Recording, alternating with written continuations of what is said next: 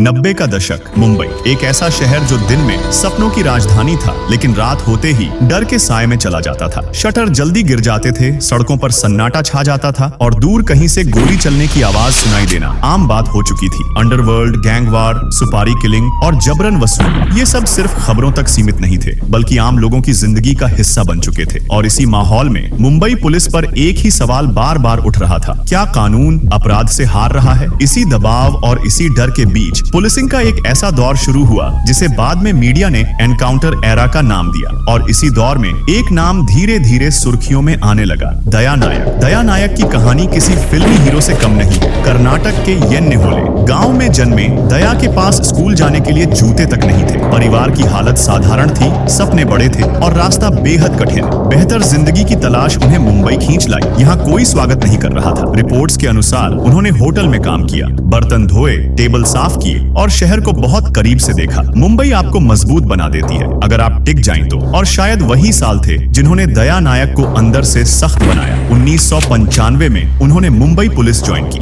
उस वक्त कोई नहीं जानता था कि यह शांत स्वभाव वाला कांस्टेबल आगे चलकर अंडरवर्ल्ड के लिए एक डर का नाम बन जाएगा। शुरुआत में वे भी बाकी पुलिस कर्मियों की तरह ही थे, ड्यूटी, फाइलें, गश्त और आदेश। लेकिन हालात बदल रहे थे। अपराधी खुलेआम हथियारों के साथ घूम रहे थे, पुलिस पर फायरिंग हो रही थी और कई मामलों में पुलिस का तर्क था कि जवाबी कार्रवाई के अलावा कोई विकल्प नहीं बचता था। यहीं से दया नायक का नाम पहली बार चर्चा में एक आने लगा। कुछ हाई प्रोफाइल ऑपरेशंस, कुछ बड़े गैंग्स के शूटर और मीडिया में एनकाउंटर शब्द का तेजी से फैलना। कुछ लोग इन्हें हीरो मानने लगे तो कुछ ने सवाल उठाने शुरू कर दिए। और जब समाज किसी कहानी को समझने की कोशिश करता है तो सिनेमा अक्सर वहां पहुंच जाता है। साल 2003 में फिल्म आई कगार, life on the edge. Film एक ऐसे पुलिस अफसर की कहानी दिखाती है जो अपराध और सिस्टम के बीच फंसा हुआ है। एक अकेला ईमानदार अफसर जो तेजी से फैसले लेता है, अपराधियों से टकराता है और अंदर से टूटता भी है। फिल्म ने कभी सीधे यह नहीं कहा कि यह दया नायक की कहानी है, लेकिन जिसने भी उस दौर को देखा था वह समझ गया कि फिल्म किसी एक इंसान की नहीं बल्कि पूरे एनकाउंटर एरा की परछाई है। यही वह जगह है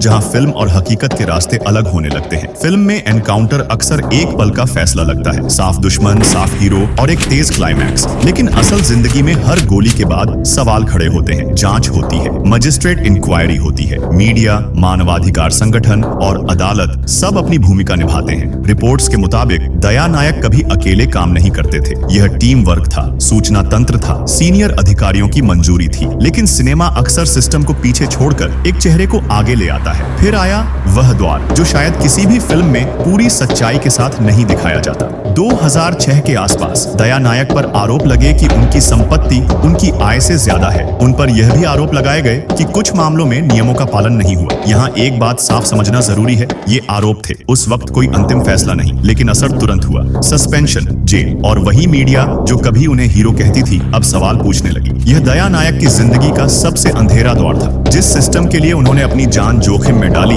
उसी सिस्टम के खिलाफ अब उन्हें कानूनी लड़ाई लड़नी पड़ रही थी। कई साल बीते, कोर्ट में सुनवाई चली और आखिरकार रिपोर्ट्स के अनुसार उन्हें राहत मिली। वे दोबारा पुलिस सेवा में लौटे। अगर यह कोई फिल्म होती तो यही कहानी खत्म हो जाती। लेकिन असल जिंदगी में कहानी कभी इतनी आसान नहीं होती। आज मुंबई वैसी नहीं है जैसी 90 के दशक में थी। अंडरवर्ल्ड का चेहरा बदल चुका है। एनकाउंटर की जगह अब टेक्नोलॉजी, इंटेलिजेंस और रणनीति ने ले ली है। दया नायक अब सीधे सड़कों पर नहीं बल्कि सुरक्षा से जुड़ी अहम भूमिकाओं में काम कर चुके हैं। तो सवाल वही रह जाता है, क्या दया नायक हीरो थे या सिस्टम की एक जरूरत या फिर उस दौर की मजबूरी? इस डॉक्यूमेंट्री का मकसद जवाब देना नहीं बल्कि आपको सोचने का मौका देना है, क्योंकि सच अक्सर फिल्मों से ज्यादा जटिल होता है और हर कहानी के दो पहलू होते हैं, एक रील का और एक रियल का। अगर आपको रियल बनाम रियल की यह कहानी पसंद आई हो तो वीडियो को लाइक करें और कमेंट में बताएं कि अगली कहानी किस पर होनी चाहिए।